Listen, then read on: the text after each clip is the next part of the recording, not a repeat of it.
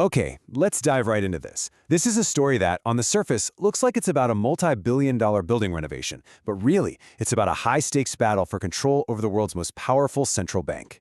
And we have to start right here with this absolutely stunning quote from a federal judge. I mean, this single line just pulls back the curtain and reveals that the criminal investigation into Federal Reserve Chair Jerome Powell, well, it was not at all what it seemed to be. So that judge's ruling? It led directly to this moment. The Department of Justice abruptly announced it was closing its case. Just like that.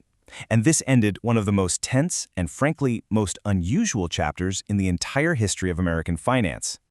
But look, the story isn't just that the investigation ended.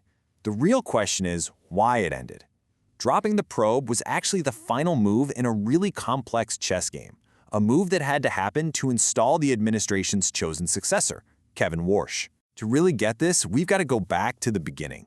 And remember, the Federal Reserve is designed to be independent, so it can focus on its two main jobs, keeping prices stable and employment high, without any political interference. This story is really about that independence being put to the ultimate test. So, how did this whole thing even get started? Well, the entire saga kicks off with a massive and massively expensive construction project right at the Fed's headquarters in Washington, D.C. The project to overhaul the historic Mariner Eccles building began with a pretty hefty price tag, $1.1 billion. Now, that's a huge number for sure, but we're talking about a complex, historic building that needed massive upgrades. And here is where the problem really explodes. The cost more than doubled, ballooning to a staggering $2.5 billion. That kind of massive overrun is exactly what gets the attention of Congress, and it gave an opening for an investigation. The narrative quickly shifted from, bad fiscal management to an actual federal crime. The Department of Justice launched a full-blown criminal probe, alleging that Chair Powell had committed perjury. Now, that is a serious charge, and for an administration that wanted more control over the Fed, it was also a very powerful political weapon. And here's the very core of the accusation.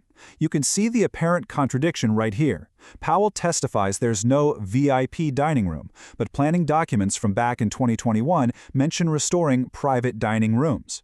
Now, the Fed's defense was that these were just historic features being restored, not some new luxuries being added. But this was the hook that DOJ used to justify its entire case. So just as all this pressure on Powell was mounting, the entire legal foundation of the case was just completely demolished in court. Judge Boasberg stepped in and just threw out the DOJ's subpoenas. And he didn't just rule on some little technicality. He argued the entire investigation seemed designed for an improper purpose, basically to harass and pressure an independent official into resigning. In his view, this wasn't about justice, it was about power. With the legal case in total shambles, the fight shifted completely over to the political arena, and this is where a single senator suddenly held all the cards. And here's our key player, Republican Senator Thom Tillis. He drew a hard line in the sand. He said he would block the confirmation of the administration's nominee, Kevin Warsh, for as long as the investigation into Jerome Powell continued, period. And this created a perfect political trap for the administration. Think about it. They were using a criminal probe as a tool to get rid of Powell. But that very same tool was now the one thing preventing them from installing his successor. They were stuck. They had to give up the investigation to get their nominee confirmed. So, the standoff ended, and that cleared the way for Kevin Warsh. Let's take a look at who he is and what his leadership is going to mean for the economy and, for your wallet. The incoming chair represents a major philosophical shift.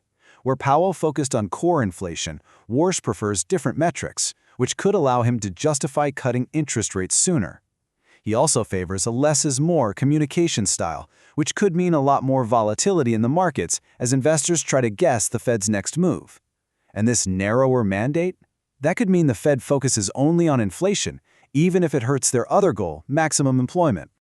And this change in leadership isn't happening in some calm economic sea, not at all. It's happening during a period of serious distress, with the war in Iran fueling an energy crisis and pushing prices higher for everyone. The Fed under Powell has been holding interest rates high at 4.7%. This is a classic move to fight inflation by making it more expensive to borrow money. But then you have these external shocks, like oil prices surging to $108 a barrel because of the conflict. Those are things working against the Fed's efforts, keeping prices stubbornly high for consumers. And here's the result of all that pressure. The public is really feeling the pinch. Americans' expectations for inflation have jumped to 3.8%. And that's a big deal, because when people expect prices to keep rising, it can become a self-fulfilling prophecy, which makes the Fed's job even harder.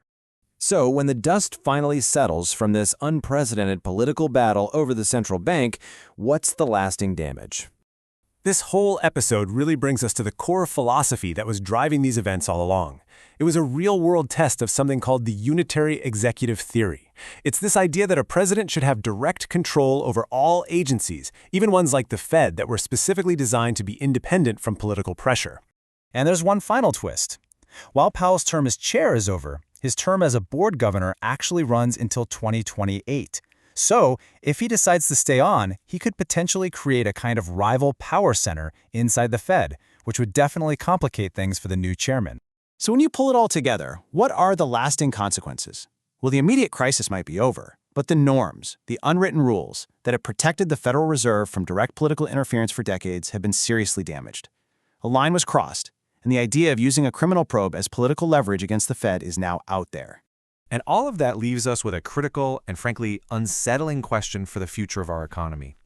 By forcing a leadership change in this way, has the administration written a dangerous new playbook for any future president who wants to control the Federal Reserve